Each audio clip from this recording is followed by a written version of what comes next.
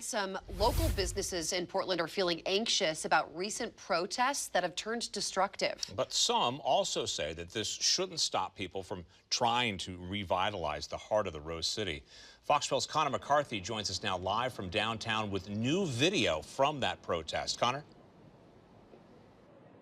Well, Pete and Bonnie, some businesses that I talked to definitely say that they're feeling anxious, but there are a lot of mixed emotions. I mean, right here behind me, there's still plywood that is up at this Target on Southwest Morrison Street. Now, there are people here who are having flashbacks from the protests in 2020, but one business that I talked to right across the street from this Target says that he's still looking forward.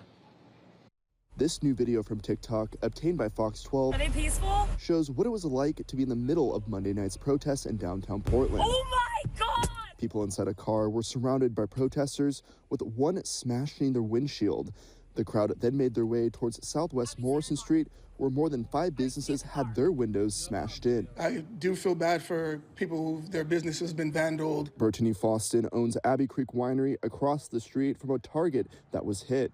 He opened his storefront in July of 2020 during the height of that year's protests. When we had the opportunity to open downtown, I mean, that was a blessing. He says a recent string of violent protests in Portland isn't stopping him from serving his customers in the heart of Portland. As I mentioned to you, when I opened up in 2020, so many people had to close up. We were opening, and I just felt that the city, people needed to see something opening, a bright light, per se. And then maybe that sounds cliche, but that's the only way I can live. Portland police says that there has been at least 6 unruly gatherings in the city since Roe v. Wade was overturned on June 24th.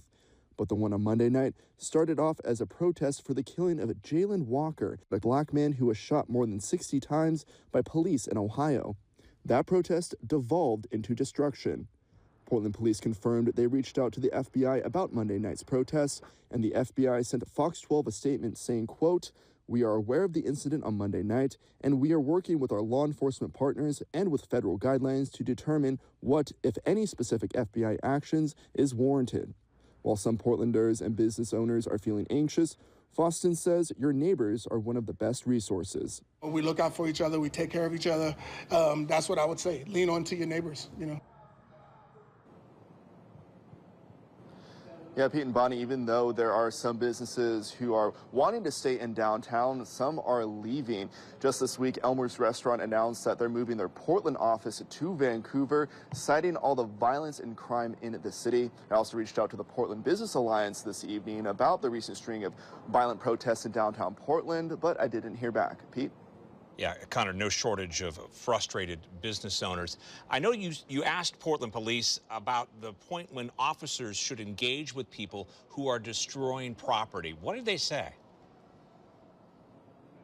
Well, Pete, simply put, though, there are many factors, but the main one that we've been talking about for months is the staffing shortage and the lack of resources. A spokesperson for Portland Police says that on any given night, there are 40 police officers patrolling a city of 675,000 people. And on the 4th of July, that night, Portland police didn't even have enough staff to meet that minimum requirement, even with people with overtime. Now, that spokesperson also says since July of 2020, 250 officers have left the agency, and this month they're expecting at least another 20 to retire. So, simply put, the spokesperson says that they're trying their best, and with the limited resources, what happened Monday, it's hard to have a small amount of resources try to manage a violent and dangerous situation like we saw Monday night in downtown Portland. But he also says hopefully with a new approved $25,000 hiring bonus, they'll be able to get more officers. Pete?